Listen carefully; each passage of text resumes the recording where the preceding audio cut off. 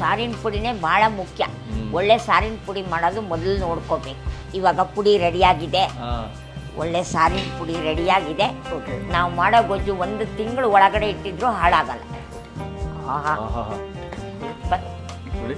ಈ ಎಣ್ಣೆ ಹಾಕ್ಬಿಟ್ರೆ ಎಣ್ಣೆ ಒಂಥರ ಕಮಟ್ ವಾಸನೆ ಥರ ಬಂದ್ಬಿಡುತ್ತೆ.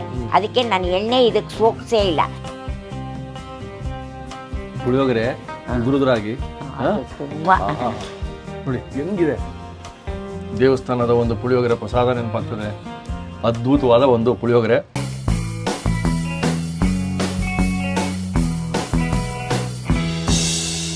ಈ ಕಾರ್ಯಕ್ರಮದ ಪ್ರಾಯೋಜಕರು KOF Safal filtered groundnut oil. ನಮಸ್ಕಾರ ವೀಕ್ಷಕ ಬಂಧುಗಳೇ. ಶ್ರೀರಾಮ್ಪುರ ರೈಲ್ವೆ ಅಂಡರ್ ಪಾಸ್ ಅಲ್ಲಿ ಪಕ್ಕದಲ್ಲೇ ನಿಂತ್ಕೊಂಡಿದ್ದೀವಿ ನಾವು. ಮೇಲೆ ಅಹಲ್ಯಾಬಾಯಿ ಅಮ್ಮವರ ಅಡುಗೆ ಮನೆ ನಿಮ್ಗೆ ಗೊತ್ತಿದೆ, ಪರಿಚಯ ಮಾಡೋದೇ ಬೇಕಾಗಿಲ್ಲ. ಇವತ್ತು ನಮಗೆ ಅಹಲ್ಯಾಬಾಯಿ ಅಮ್ಮವರು ಒಂದು ವಿಶೇಷವಾದ, ನೀವೆಲ್ಲ ಕೇಳಿದ್ದು, ಅವರಿಗೆ ಫೋನ್ ಮಾಡಿ ಅವರಿಗೆ ಮೆಸೇಜ್ ಮಾಡಿ ಹಲವಾರು ಜನ, ಬಹಳಷ್ಟು ಜನ ಕೇಳಿದ್ದಾರೆ. ಅಹಲ್ಯಾಬಾಯಿ ಅಮ್ಮವರ ಪುಳಿಯೋಗರೆ ಗೊಜ್ಜು ಮಾಡಿ ಪುಳಿಯೋಗರೆ ಮಾಡೋ ತೋರಿಸಿ ಅಮ್ಮ ಅಂತ ಕೇಳಿದ್ರಂತೆ. ಪುಳಿಯೋಗರೆ ಗೊಜ್ಜು ಮಾಡಿ ಪುಳಿಯೋಗರೆ ಮಾಡೋ ತೋರಿಸಿದ್ದಾರೆ ಅಹಲ್ಯಾಬಾಯಿ ಅಮ್ಮ. ನೋಡ್ಬಿಡೋಣ ಬನ್ನಿ.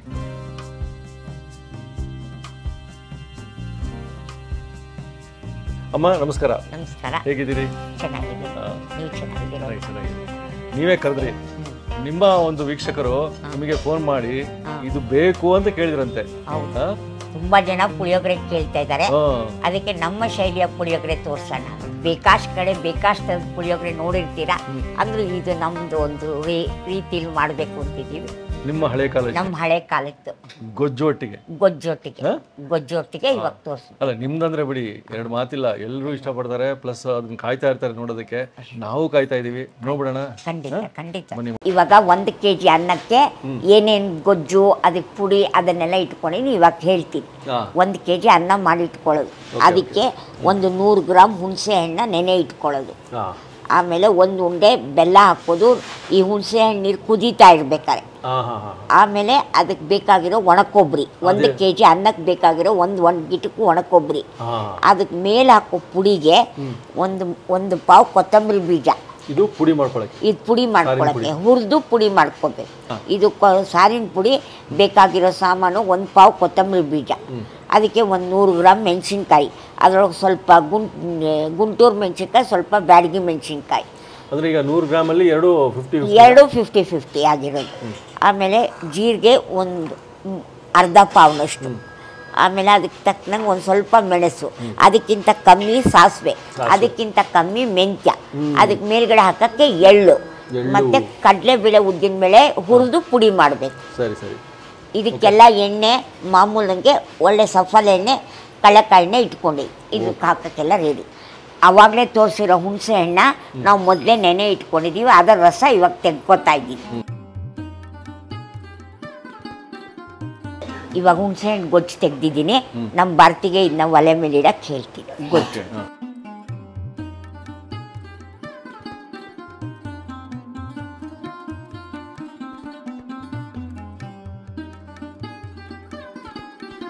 ಇವಾಗ ಹುಣಸೆ ಹಣ್ಣು ಗೊಜ್ಜು ಒಲೆ ಮೇಲೆ ಇಡ್ತಾ ಇದ್ದೀವಿ.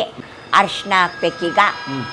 ಒಂದು ಸ್ವಲ್ಪ 1 ಚಮಚ ಅರಿಶಿನ, 1 ಉಂಡೆ ಬೆಲ್ಲ ಹಾಕೋಬಿಟ್ಟ, ಒಂದು ಸ್ವಲ್ಪ ಕರಿಬೇವು, 1 ಉಂಡೆ ಬೆಲ್ಲ ಹಾಕಿದ್ದೀವಿ, 1 ಸ್ಪೂನ್ ಅರಿಶಿನ ಪುಡಿ ಹಾಕಿದ್ದೀವಿ.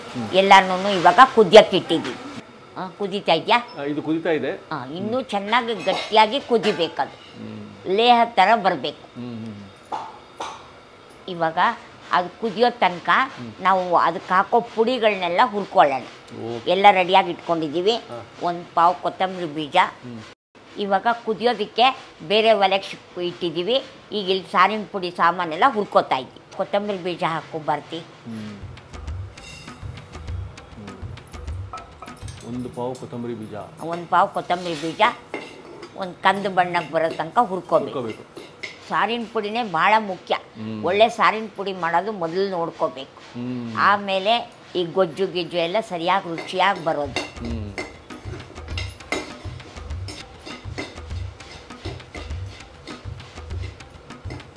ಕೊತ್ತಂಬರಿ ಬೀಜ ಹುರಿದಿದ್ದಾಗಿದೆ. ತಟ್ಟೆಗೆ ಬಗ್ಗಿಸ್ಕೊತಾ ಇದ್ದೀವಿ. ಇವಾಗ ಜೀರಿಗೆ ಒಂದು ಅರ್ಧ ಪಾವ್ನಷ್ಟು ಹುರ್ಕೋಬೇಕು. ಜೀರಿಗೆ ಚಟಪಟ ಅನ್ನಬೇಕು. ಅದಾದಮೇಲೆ ಮೆಂತ್ಯಕ್ಕೆ ಬರಬೇಕು ಒಂದೊಂದೇ. ಇವಾಗ ಜೀರಿಗೆ ಚಟ್ಪಟ ಅಂತ ಇದೆ. ಈಗ ಜೀರಿಗೆ ತೆಗೆದು ಬಗ್ಗಿಸ್ಕೋಬೇಕು. ಈಗ ಮೆಂತ್ಯ ಒಂದು 2 ಟೇಬಲ್ ಸ್ಪೂನ್ ಹಾಕ್ಕೊಂಡಿದ್ದೀನಿ. ಕಾವಿಗೆ ಚೆನ್ನಾಗಿ ಕಂದು ಬಣ್ಣಕ್ಕೆ ಬರುತ್ತೆ.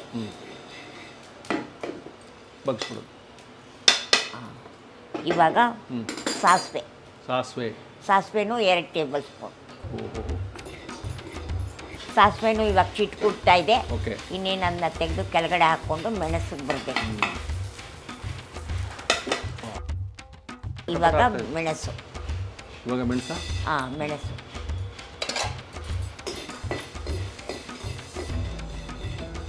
ಇವಾಗ ಕೊನೆಯದಾಗಿ ಮೆಣಸಿನ್ಕಾಯಿ ಹುರ್ಕೋಬೇಕು. ಆ ಮೆಣಸು ಚಿಟ್ಕುಡ್ತಾ ಇದೆ. ಇವಾಗ ಹಾಕ್ಕೊಂಡು ಮೆಣಸಿನ್ಕಾಯಿ ಹುರಿಬೇಕಾದ್ರೆ ಒಂದು ಸ್ವಲ್ಪ ಎಣ್ಣೆ ಹಾಕ್ಕೊಂಡ್ರೆ, ಇವಾಗ ಎಣ್ಣೆ ಸ್ವಲ್ಪ ಹಾಕ್ಕೊಂಡು ಮೆಣಸಿನ್ಕಾಯಿನ ಹುರಿಯೋಕ್ಕೆ ಹಾಕ್ಕೋಬೇಕು. ಎಣ್ಣೆ ಕಾಯ್ತಾ ಇದೆ. ಇವಾಗ ಮೆಣಸಿನ್ಕಾಯಿ ಹುರಿಬೇಕು. ಒಟ್ಟಿಗೆ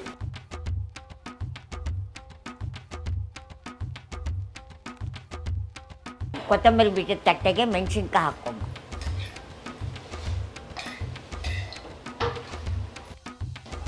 ಇವಾಗೆಲ್ಲ ಹುರಿದು ರೆಡಿಯಾಗಿದೆ.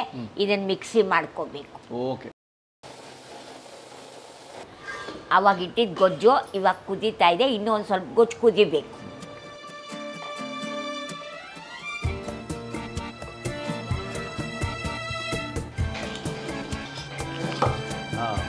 ಇವಾಗ ಪುಡಿ ರೆಡಿಯಾಗಿದೆ. ಒಳ್ಳೆ ಸಾರಿನ ಪುಡಿ ರೆಡಿಯಾಗಿದೆ. ಇದನ್ನು ತೆಗೆದು ಗೊಜ್ಜು ಒಳಗೆ ಹಾಕಿದ್ರೆ ಗೊಜ್ಜು ಕುದ್ದಷ್ಟು ಗೊಜ್ಜು ಬಾಳಿಕೆ ಚೆನ್ನಾಗಿ ಬರುತ್ತೆ. ಅದಕ್ಕೆ ಗೊಜ್ಜನ್ನು ಚೆನ್ನಾಗಿ ಕುದಿಸ್ಬೇಕು. ನಾವು ಮಾಡೋ ಗೊಜ್ಜು 1 ತಿಂಗಳು ಒಳಗಡೆ ಇಟ್ಟಿದ್ರು ಹಾಳಾಗಲ್ಲ. ನನ್ನ ಕೈನಲ್ಲಿ 3 ಹಿಡಿ ಕೈ ಹಾಕಿದ್ರೆ ಸಾರಿನ ಪುಡಿ ಸಾಕು.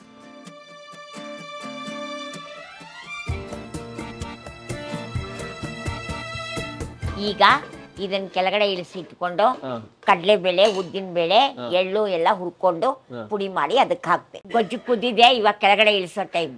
ಕೆಳಗಡೆ ಇಳಿಸಿ ಈ ಕಡಲೆಬೇಳೆ, ಉದ್ದಿನಬೇಳೆ ಹುರಿಯಕ್ಕೆ ಇಡಬೇಕು. ಸೂಪರ್.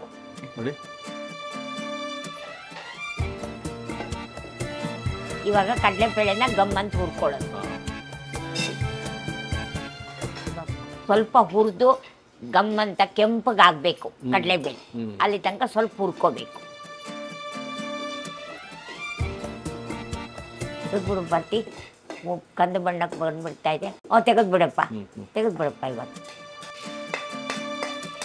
ಇವಾಗ ಉದ್ದಿನಬೇಳೆ ಉರಿ ಸ್ವಲ್ಪ ಸಣ್ಣ ಮಾಡಿಕೊಂಡು ಕಮ್ಮಿ ಮಾಡಿದಾಳೆ. ಇವಾಗ ಉದ್ದಿನಬೇಳೆ ಬೇಗ ಆಗೋಗತ್ತೆ. ಒಂದೇ ಸಮ ಹುರ್ಕೋಬೇಕು. ಈಗ ಉದ್ದಿನಬೇಳೆ ಆಯಿತು. ಬಣ್ಣ ಚೇಂಜ್ ಆಗಿದೆ. ಇಲ್ಲ ಬ್ರೌನ್ ಕಂದು ಬಣ್ಣಕ್ಕೆ ಬಂದಿದೆ. ಬಗ್ಗಿಸ್ಬಿಡಮ್ಮ ಬರ್ದು. ಇವಾಗ ಎಳ್ಳು ಒಂದು 50 ಗ್ರಾಮ್ ತಗೊಂಡಿದ್ದೀವಿ. ಎಳ್ಳು ಚಿಟ್ಕುಟ್ಟಿದ ಮೇಲೆ ಈ ಕಡಲೆಬೇಳೆ ಒಳಗೆ ಹಾಕ್ಕೊಂಡು ಪುಡಿ ಮಾಡೋದು. ಇವಾಗ ಆಯಿತು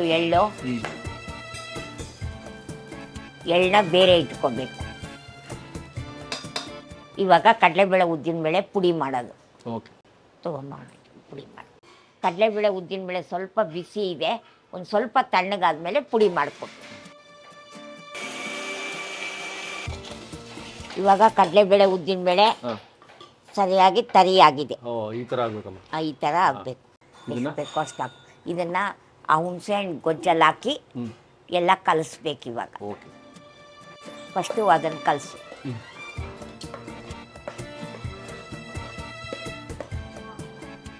ಇವಾಗ ಎಳ್ಳು ಪುಡಿ ಮಾಡ್ಕೊಳ್ಳೋದು.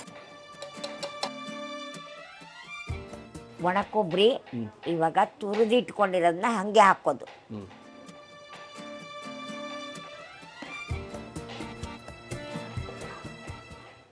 ಇವಾಗ ಎಳ್ಳು ಪುಡಿ ಮಾಡ್ಕೋಬೇಕು.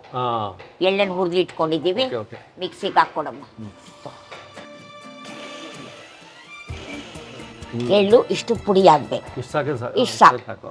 ಗಮ್ಮಂತ ಇದೆ, ಜಾಸ್ತಿ ನೈಸು ಬೇಡ, ಇಲ್ದೇನು ಪೂರ್ತಿ ಎಳ್ಳೆಳ್ಳೆ ಹಾಕ್ಬಾರ್ದು. ಇವಾಗ ಹಾಕಿ ಎಲ್ಲನೂ ಕಲಸಿ ಇಟ್ಕೊಂಡ್ಬಿಡೋದು.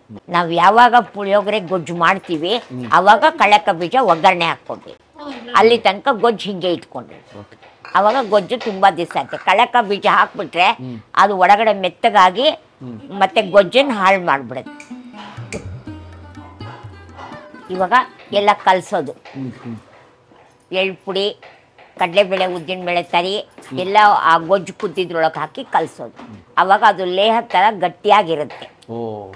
ಬೆಲ್ಲ ಹುಣಸೆ ಹಣ್ಣ ಲೇಹ ಥರ ಕುದಿಸ್ಕೊಂಡು ಈ ಪುಡಿಗಳನ್ನೆಲ್ಲ ಹಾಕಿದಾಗ ಇನ್ನೂ ಗಟ್ಟಿ ಆಗತ್ತೆ. ನೀವು ಯಾವಾಗ ಬೇಕಾದ್ರೆ ತೆಗೆದು ಬಳಸ್ಕೋಬೋದು. ಕೆಳಗಡೆ ಇಳಿಸಿ ಇವಾಗ ರೆಡಿಯಾಗಿದೆ. ನಾವು 1 kg ಅನ್ನಕ್ಕೆ ಕಡಲೆಕಾಯಿ ಬೀಜ, ಕರಿಬೇವು ಸೊಪ್ಪು ಒಗ್ಗರಣೆ ಹಾಕ್ಕೋತೀವಿ. 1 kg ಅನ್ನಕ್ಕೆ 100 ಗ್ರಾಮ್ ಎಣ್ಣೆ ಹಾಕ್ಕೊಂಡು ಎಣ್ಣೆ ಒಗ್ಗರಣೆನ ಅನ್ನದ ಮೇಲೆ ಹಾಕ್ಕೋಬೇಕು ನೀವು. ಗೊಜ್ಜು ರೆಡಿ ಆಯಿತು. ಗೊಜ್ಜು ರೆಡಿಯಾಗಿದೆ, ಅನ್ನನೂ ರೆಡಿಯಾಗಿದೆ. ಗೊಜ್ಜಿಗೆ ಒಗ್ಗರಣೆ ಇಟ್ಕೊಂಡಿದ್ದೀವಿ. ಒಗ್ಗರಣೆಗೆ ಏನಂದ್ರೂ 1/4 kg ಎಣ್ಣೆ ಎಷ್ಟು ಹಾಕ್ಕೋಬೇಕು 1 kg ಅಕ್ಕಿಗೆ. ಇವಾಗ 2 ಟೇಬಲ್ ಸ್ಪೂನ್ ಕಡಲೆಬೇಳೆ, 1 ಟೇಬಲ್ ಸ್ಪೂನ್ ಉದ್ದಿನಬೇಳೆ, 2 ಟೇಬಲ್ ಸ್ಪೂನ್ ಸಾಸಿವೆ, ಆಮೇಲೆ 2 ಹಿಡಿಯಷ್ಟು ಕಡಲೆಕಾಯಿ ಬೀಜ ಎಲ್ಲ ಹಾಕಿ ಒಗ್ಗರಣೆ ಮಾಡಿ ಇದ್ರ ಮೇಲೆ ಹಾಕ್ಕೋಬೇಕು. ಯಾವಾಗಲೂ ಹುಣಸೆ ಹಣ್ಣು ಗೊಜ್ಜು ಬೇರೆನೇ ಇಟ್ಕೊಂಡಿದ್ದು ಅನ್ನಕ್ಕೆ ಒಗ್ಗರಣೆ ಮಾಡಿ ಇಟ್ಕೊಂಡು ಬೆಳಗ್ಗೆ ಟಿಫನ್ಗೆ ಏನಕ್ಕೆ ಬೇಕಾದ್ರೆ ಕಲ್ಸ್ಕೋಬಹುದು. ಅರಿಶಿನ ಅರ್ಧ ಟೀ ಸ್ಪೂನ್ ಹಾಕಿ, ಅರಿಶಿನ, ಇಂಗು ಒಂದು ಅರ್ಧ ಟೀ ಸ್ಪೂನು. ಇವಾಗ ಸಾಸಿವೆ ಸ್ವಲ್ಪ ಹಾಕಿ, ಸಾಕು. ಈಗ ಕಡಲೆಬೇಳೆ, ಉದ್ದಿನಬೇಳೆ ಎಲ್ಲ ಒಂದು ಸ್ವಲ್ಪ, ಕಡಲೆಕಾಯಿ ಬೀಜ, ಸಾಕು. ಕಡಲೆ ಬೀಜ ಚೆನ್ನಾಗಿ ಆದ್ಮೇಲೆ ಅನ್ನದ ಮೇಲೆ ಹಾಕ್ಕೋಬೇಕು. ಕರಿಬೇವು ಹಾಕಿ,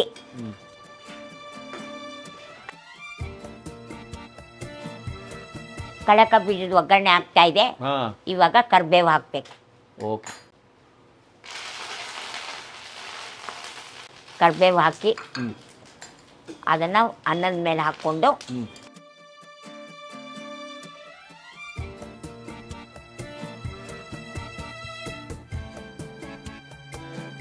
ಅನ್ನ ಅನ್ನೋದು ಪುಳಿಯೋಗರೆ ಆಗುತ್ತೆ.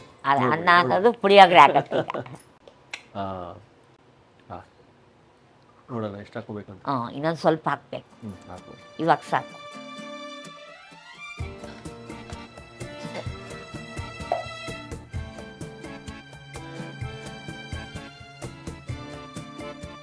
ಇದು ಹಿಂಗಿದ್ರೆ ಏನಕ್ಕೆ ಒಳ್ಳೇದು ಅಂತಂದ್ರೆ ಈ ಎಣ್ಣೆ ಹಾಕ್ಬಿಟ್ರೆ ಎಣ್ಣೆ ಒಂಥರ ಕಮಟ್ ವಾಸನೆ ತರ ಬಂದ್ಬಿಡುತ್ತೆ. ಅದಕ್ಕೆ ನಾನು ಎಣ್ಣೆ ಇದಕ್ಕೆ ಸೋಕ್ಸೇ ಇಲ್ಲ. ನೀವು ಒಂದು ಡಬ್ಬದಲ್ಲಿ ಹಾಕಿ ಫ್ರಿಜ್ಜಲ್ಲಾರು ಇಡ್ಬೋದು, ಇಡದೆ ಇಟ್ಟು ಹೊರಗಡೆ ಇಟ್ಟರು ಹಾಳಾಗಲ್ಲ.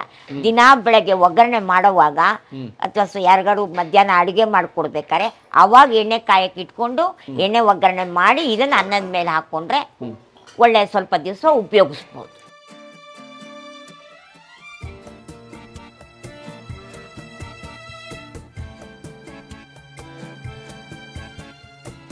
ಇವಾಗ ಅನ್ನಕ್ಕೆ ಮೇಲ್ಗಡೆ ಸ್ವಲ್ಪ ಕೊಬ್ಬರಿ ಹಾಕಿದ್ರೆ ಒಳ್ಳೆ ರುಚಿ ಬರುತ್ತೆ. ಆಲ್ಮೋಸ್ಟ್ ರೆಡಿಯಾಗಿದೆ. ಒಂದು ಸ್ವಲ್ಪ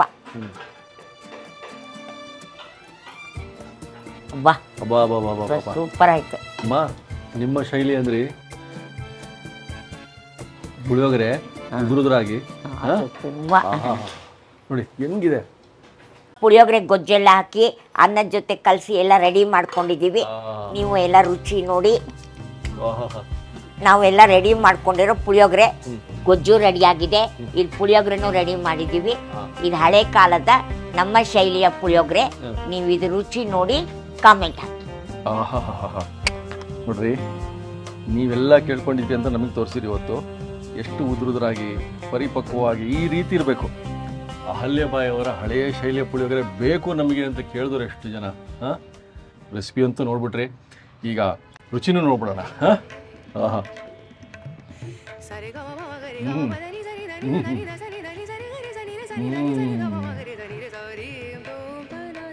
ಪಾರಂಪರಿಕ ಹಳೆ ಕಾಲದ ಅವರ ಶೈಲಿ ಅಂತ ಹೇಳಿದಾಗ ಮೈಂಡಲ್ಲಿ ನಮ್ಮ ಮನಸ್ಸಿಗೆ ಒಂದು ಐಡಿಯಾ ಬರ್ತದೆ. ಆ ಐಡಿಯಾ ನಿಜ. ದೇವಸ್ಥಾನಗಳು ಸಿಗುತ್ತಲ್ಲ, ಅದು ಹೆಂಗಪ್ಪ ಮಾಡ್ತಾರೆ ಅಂದ್ಕೊಳ್ತೀವಿ. ದೇವಸ್ಥಾನದ ಒಂದು ಪುಳಿಯೋಗರೆ ಪ್ರಸಾದ ನೆನಪಾಗ್ತದೆ.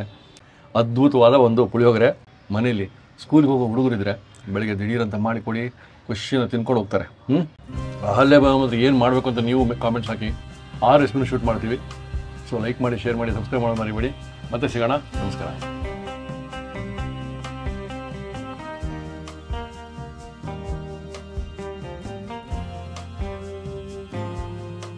ಇನ್ನೂ ಅನೇಕ ಸ್ವಾದಿಷ್ಟ ರೆಸಿಪಿಗಳಿಗಾಗಿ ಸಬ್ಸ್ಕ್ರೈಬ್ ಮಾಡುವುದನ್ನು ಮರೆಯಬೇಡಿ.